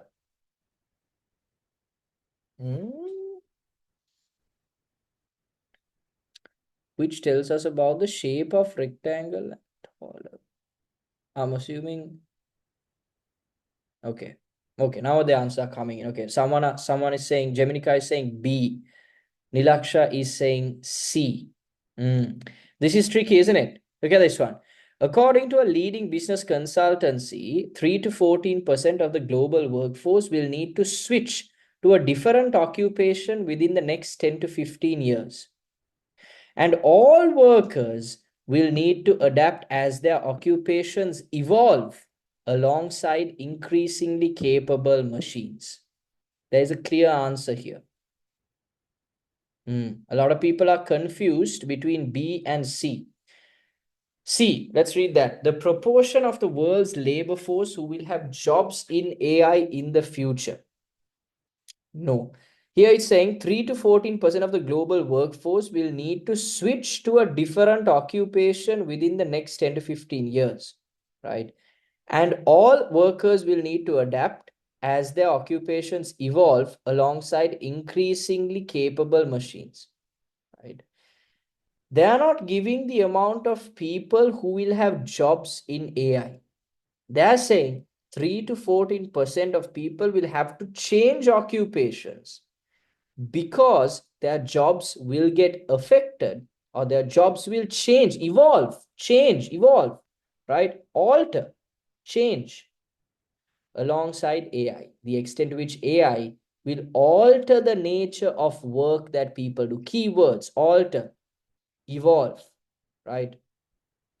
AI, right? The extent to which AI will alter the nature of work that people do. People will have to adapt as their occupations evolve alongside increasingly capable machines. Is that clear? B, therefore, is the correct answer, right? B is the correct answer. According to the second paragraph, what is Stella Pacidi's view of the knowledge economy? What is Stella Pacidi's view of the knowledge economy? Okay, so in the second paragraph, Stella Pacidi believes that some of the most fundamental changes are happening as a result of the algorithmication of jobs that are dependent on data rather than production, the so-called knowledge economy. Okay, let's look at the keywords over here, right? It is having an influence on the number of jobs available. It is changing people's attitudes towards their occupations. It is the main reason why production sector is declining. It is a key factor driving current developments in the workplace. What is Stella Pacidi's view of the knowledge economy? Most fundamental changes are happening as a result of the algorithmication of jobs that are dependent on data rather than production, the so-called knowledge economy. Algorithms are capable of learning from data to undertake tasks that previously needed human judgment, such as reading legal contracts, analyzing medical scans, and gathering market intelligence. You have to read this entire bit to understand the answer for this. Okay, what have you put as the answer? Good. You have got the answer. So Ishini, Jeminika, Uttara, you guys have got the answer. Can someone tell me how you came to this conclusion? Ishini or someone, anyone can unmute and say how you came to the conclusion that D was the answer. Why not? Why didn't you go with C?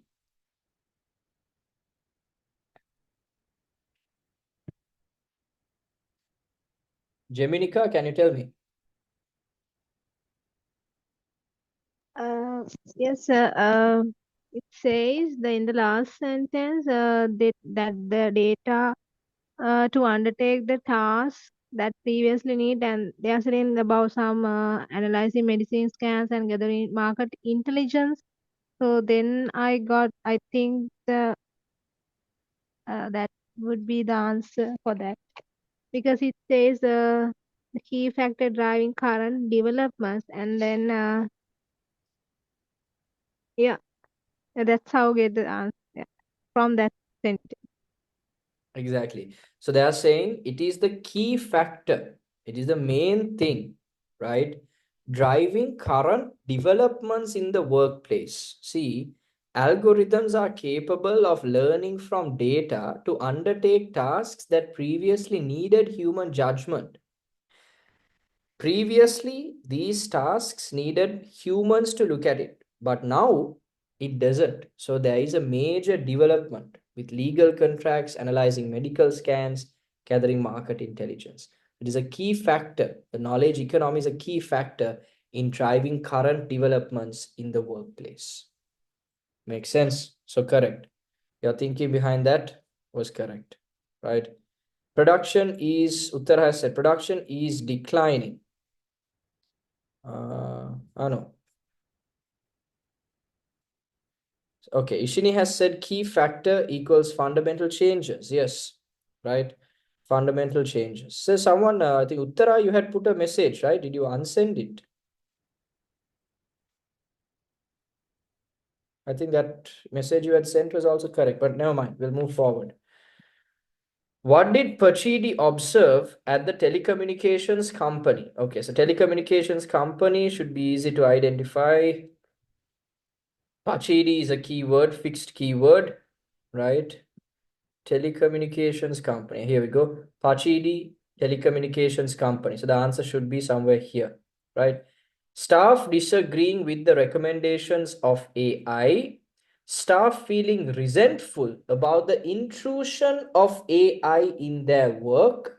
Staff making sure that AI produces the results they want. Staff allowing AI to carry out tasks they ought to do themselves. Okay. Pachidi monitored a telecommunications company for 2 years. The way telecommunications salespersons work is through personal and frequent contact with clients, using the benefit of experience to assess the situation and reach a decision. However, the company has started using an algorithm that defined when account managers should contact customers about which kinds of campaigns and what to offer them. Okay. The way telecommunication salespeople work is through personal and frequent contact with clients, using the benefit of experience to assess a situation and reach a decision. However, the company started using an algorithm that defined when account managers should contact certain customers about which campaigns and what to offer them. The answer is there. What is the correct answer?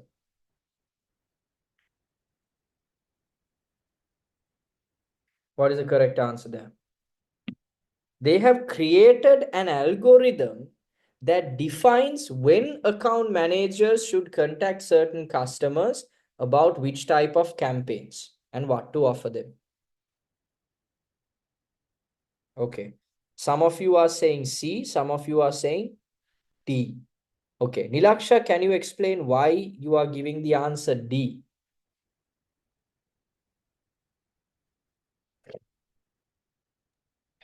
Um, so I thought that now AI is performing the decision making part. It's something that staff is ought to do. So staff allowing AI to carry out tasks that they ought to do themselves. That is not essentially what's happening. Read that sentence very carefully, right? However, the company had started using an algorithm that defined when account managers should contact certain customers. So, what is this AI system doing? It's not doing the work of the managers for them, it's just giving them the most optimal results. So, the staff has programmed this AI to get the results that they want. Do you understand what I mean? Yes, sir. Right? So yes, I understand. It's a tricky premise, but it's all in how you read and understand this specific section. Do you understand what I'm saying? So it's saying, however, the company had started using an algorithm that defined when account managers should contact certain customers about which kinds of campaigns are what to offer them. So the AI is not necessarily doing the work for the account managers. They're just giving them the most optimal result to get the most optimal benefit for the company, right? So the correct answer would be staff making sure that AI produces the results that they want, right? Staff making sure that AI produces the results that they want, right? In his recent published research, Yvonne McGaughey, all right, challenges the idea that redundancy is a negative thing, shows the profound effect of mass unemployment on society, highlights some differences between past and future job losses, illustrates how changes in the job market can be successfully handled. All right. Okay, so Yvonne McGaughey, Pachidi, Hamish Lowe. Where is this Magauge guy? Okay, Magauge is here. Dr. Yvonne Magauge at Cambridge Center for Research agrees that, okay, so what are we looking for here? In a recently published research, his published research, okay, so the answer should be somewhere here, right? Challenges the idea that redundancy is a negative thing, shows the profound effect of mass unemployment on society, highlights some differences between past and future job losses, illustrates how changes in the job market can be successfully handled. Okay. Now, whether automation will mean a jobless future by looking at causes of unemployment. His recently published research answers the question of whether automation and robotics will mean a jobless future by looking at the causes of unemployment. History is clear that change can mean redundancies, but social policies can tackle this through through retraining and redeployment, right? Okay, so the answer is here. His recently published research answers the questions of whether automation, AI, and robotics will mean a jobless future by looking at the causes of unemployment. History is clear that change can mean redundancies,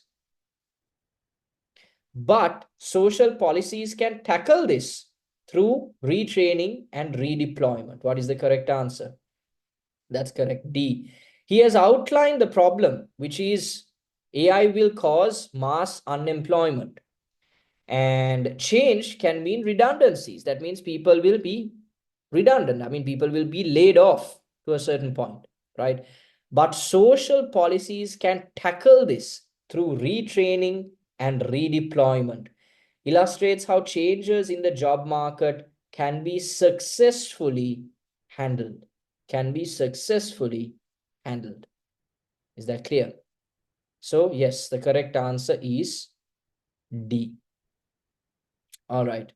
Then you have again a sentence completion type question. Now, the difference between a regular sentence completion and this type of sentence completion is that they have given you a set of answers. This is super easy, right? If you get this type of question, it's very rare, right? I've seen this only in about a maximum of maybe 3 or 4 papers. This is very rare, but this is so easy, right? Why do I say it's so easy? If your grammar is good, if your knowledge on grammar is good, you can answer this set of questions only with grammar. You don't even have to read the paragraph, right? We'll read the paragraph, but I will show you. So we'll forget about the paragraph for now. I'll show you just with grammar how you can answer this relevant question, okay? And then first we'll answer with grammar, then we'll go and look at the answers, okay? Stella Pachidi of Cambridge Judge Business School has been focusing on the algorithmication of jobs which rely not on production but on blank. Okay, Stella Pachidi of Cambridge has been focusing on algorithmication of jobs which rely on not on production but on blank. Okay. Okay, so what are we trying to look for here? We can say on which rely not on production, but on, so basically what we are trying to find is algorithmication of jobs relies on what? How can we find out what it relies on? So does it rely on pressure, not on production, but on pressure? Not really. Rely on, not on production, but on satisfaction. No, we can't algorithmify anything. We can't put anything into an algorithm with satisfaction. Intuition, promotion, no. Reliance, no. Confidence, no. Information has to be the correct answer. I don't know where this answer is, but it can't be anything other than G. Okay, just check. Okay, we'll check at the end, right? We'll do everything and then check. G has to be the correct answer here, right? 31.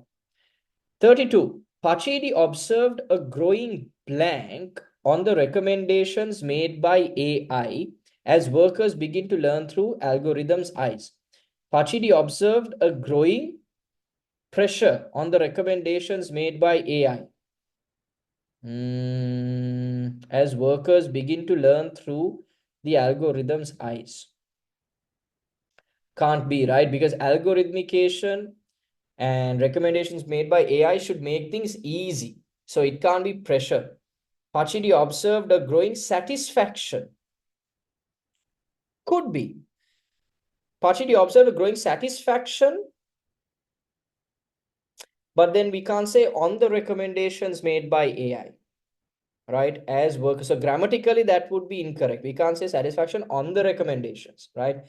Intuition, not at all. Promotion, no. Reliance would be a better word. Pachidi observed a growing, yes, I can see a few people saying reliance, correct. Reliance would be the correct answer there. Pachidi observed a growing reliance. They are relying on the recommendations made by AI, right? They are relying on the recommendations made by AI, right? So reliance has to be the correct answer. So G, E. Meanwhile, staff are deterred from experimenting and using their own blank, using their own intuition, their own thoughts, their own gut feeling. There's nothing other than that, right? Using their own gut feeling, intuition, and are therefore prevented from achieving innovation. To avoid this kind of situation, which Pachidi observed, researchers are trying to make AI's decision process easier to comprehend and to increase users' pressure, no. Satisfaction could be, and to increase users satisfaction with regards to technology. It could also be confidence.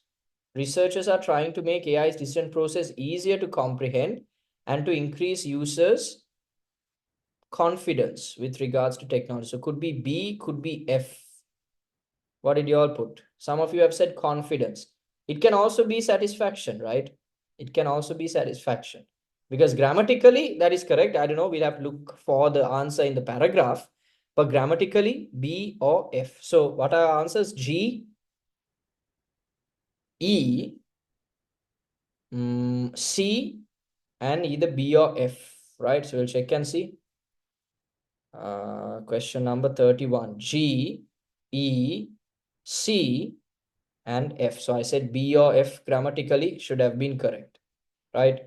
Now we look for the actual answers, or we look for the answers in the paragraph.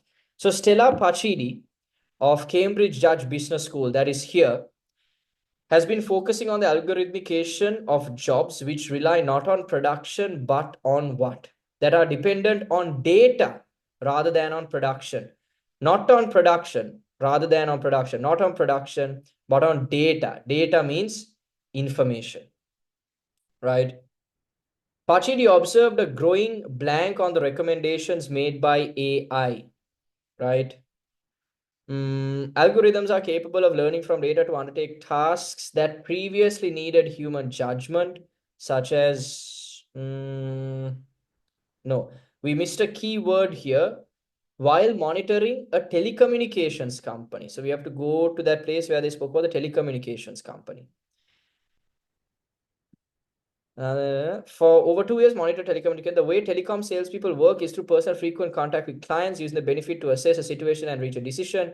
However, the company started using an algorithm that defined when. So they are relying on recommendations made by AI to make their decisions. They're basically getting AI to make the decisions so that they can get the best benefits, right?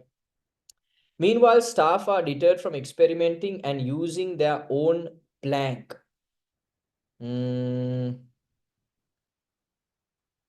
Where the algorithm's eyes become, oh, look at this. There's a direct keyword here, become dependent, reliant on its instructions. A short-sighted view begins to creep into working practices whereby workers learn through the algorithm's eyes and become dependent on its instructions, rely on its instructions, right? Alternative explorations where experimentation and human instinct lead to progress and new ideas are effectively discouraged. People are deterred, discouraged from using their own intuition, instinct. Do you get it? That word is clearly there. To avoid this kind of situation, Pachidi observed, researchers are trying to make AI's decision process easier to comprehend and to increase users' blank with regards to the technology. Okay. We're seeing workers is a target. Understand how AIs are made. In the meantime, we need to make sure we understand. We need to make sure we fully understand the dilemmas that this new world raises regarding expertise, occupational boundaries, and controls. No, it doesn't say anything about confidence per se, right? And yeah. Their objective is to make AI technologies more trustworthy and transparent so that organizations and individuals understand how AI decisions are made. They increase the user's confidence, right? AI's decision-making process is easier to comprehend, easier to understand, and increase users' confidence, right? With regards to technology, right? So G, E, C, and F. Those are the correct answers. All right. But again, like I said, you can really go off grammar if you want to. It becomes very easy, very time consuming because you don't have to come back and read, right?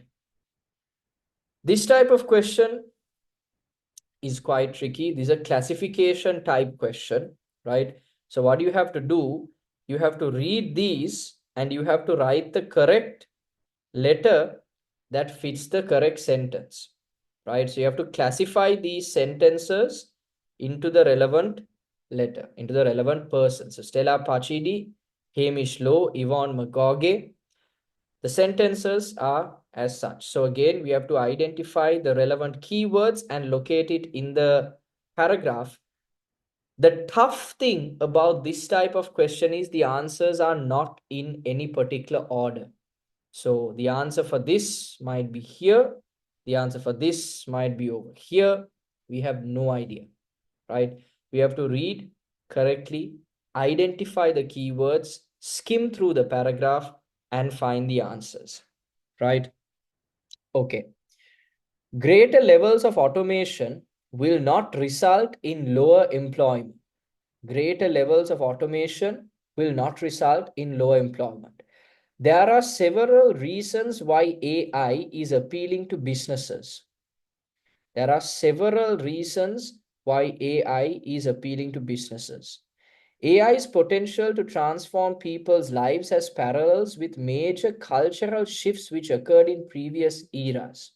It is important to be aware of the range of problems that AI causes. People are going to follow a less conventional career path than in the past. Authorities should take measures to ensure that there will be adequately paid work for everyone. Right? Okay. So first we'll start with 35. Greater levels of automation will not result in lower employment. Okay. Greater levels of automation will not result in lower employment. Okay. Employment. I think that is a major keyword that we have to look for.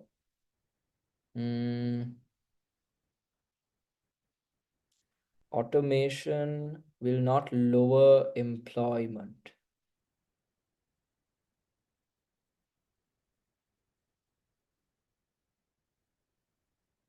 Lower employment.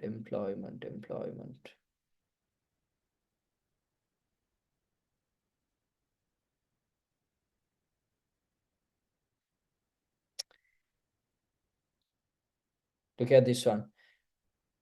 He recently published research. So he speaks about the causes of unemployment. He talks about a jobless future, right?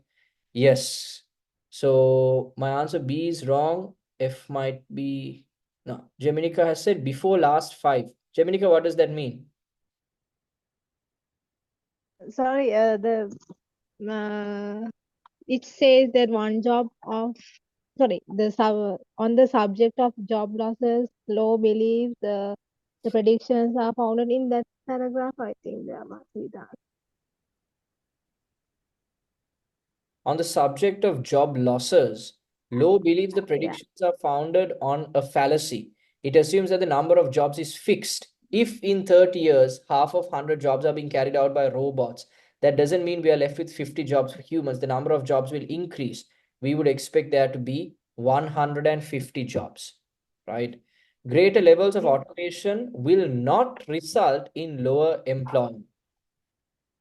Okay. Will not result in, okay. So if you look at this one over here, he's saying that automation will definitely cause unemployment. Do you get what I mean? AI and robots will mean a jobless future. So we can cut out Yvonne McGaughey, right? Because that's what is founded on. Yeah. Right? Stella Pacini had not mentioned much about employment at all. So mainly she had focused on in the telecommunications sphere, how we are relying more on AI. By default, it has to be Hamish Lowe, right? But you're correct. Where the answer is found is in this particular paragraph. It assumes that the number of jobs is fixed. If in the next 30 years, half of 100 jobs are being carried out by robots, that doesn't mean we are left with 50 jobs for humans. The number of jobs will increase. We could expect there to be 150 jobs. So greater levels of automation will not result in lower employment, is said by Hamish Lowe, B. Right? Hamish Lowe, correct. 36. There are several reasons why AI is appealing to businesses. What is that? That has to be by memory. That has to be a direct result of what? Stella Pacini, right? Yeah, Stella Pacini. Yeah. Algorithms are capable of learning from data to undertake tasks that previously needed human judgment, such as reading legal contracts, analyzing medical scans, gathering market intelligence. So it's giving us this knowledge economy that is completely replacing what humans initially had to do. So there are several reasons why AI is appealing to businesses. Stella Pacini is the one who has highlighted that. AI's potential to transform people's lives has parallels with major cultural shifts which occurred in previous eras. Who has said that? AI's potential to transform people's lives has parallels with major cultural shifts that happened in particular eras. Okay, history is clear that change can mean redundancies. AI's potential to transform people's lives has parallels with major cultural shifts. Yes, so he is. Yeah, he talks about the history, right? He's the one that highlights that there have been major cultural shifts which have occurred in previous eras, right? So AI's potential to transform people's lives is parallels.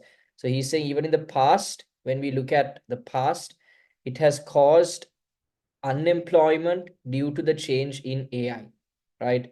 So Yvonne McGaughey has to be the answer for 37, right? C, correct. 38. It is important to be aware of a range of problems that AI causes. It is important to be aware of a range of problems that AI causes. Who has said that?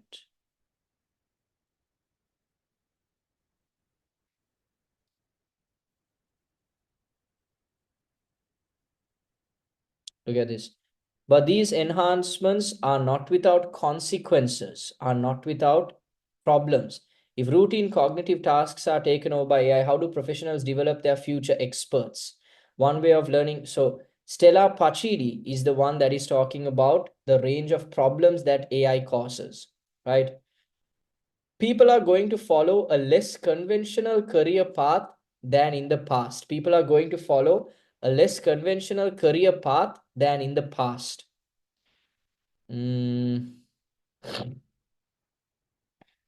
People are going to follow a less conventional career path than in the past.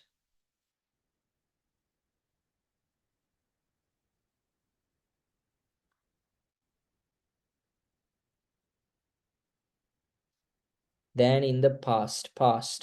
The traditional trajectory of full-time education, followed by full-time work, followed by a pension retirement, is a thing of the past. People are going to follow a less conventional career path than in the past, right? So Hamish Low, B is the correct answer, right? B is the correct answer for 39. Authorities should take measures to ensure that there will be adequately paid work for everyone. Authorities should take measures to ensure that there will be adequately paid work for everyone.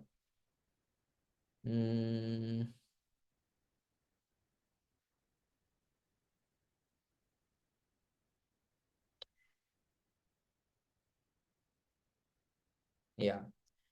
If there is going to be change to jobs as a result of AI and robotics, then I'd like to see government seizing the opportunity to improve policy to enforce good job security. The government, the authorities should take the appropriate measures to ensure that there will be adequately paid work for everyone. All right. So the answer is C. Right? B, A, C, A, B, C. Yeah. All right, guys. So we went a bit over time, but we discussed the entire before. What is it? Second, last, before. Sir, that is the paragraph. Okay. Yeah. I was so confused. Right. Okay. So we were a bit over time, but nonetheless, we discussed the entire paper, right? So I hope that what we discussed was clear to you. I hope that the reading technique, skimming, scanning, focused reading was clear to you. You understood how to approach different types of questions. So even in the next class, even in the next session, we are going to be discussing reading. So we look at more or less similar types of questions, and you will see how to approach those different types of questions. So we'll be taking a general paper and we'll be discussing that particular paper, right? The techniques you will understand are more or less the same. So that nothing changes in terms of the questions. What you have to do is start practicing so that you get familiar with the different types of questions and you build up your comprehension. The more you understand what you're reading, the easier it is going to be to find answers in the paper, right? So like I said, reading and summarizing is the best way that you can go about answering questions, that you can go about building your comprehension so that it will be easy when you are trying to answer questions, right? And read as much as possible and do as many papers as possible in the way I told you. So first part, you have to try and get full marks. Second part, you have to try and get at least 11 or 12 answers correct. Part 3, again, aim for maybe 10 or 11 answers correct, right? If you can aim for that and if you practice with that intention, you will easily be able to get to a very high band 7+ score. All right. Okay, guys, so I hope this session was beneficial to you. I hope you got something out of it. Please let me know your feedback about day one on the group so that when we move forward on the next class, I would know, okay, what more do I have to do? What do I don't have to do? Am I going too slow? Am I going too fast? Do you understand what I'm saying? So please let me know that on the group. All right. So I'll be waiting for your feedback. All right, guys. So with that, we are done with the session today. Good night. And I will see you in the next session. All right.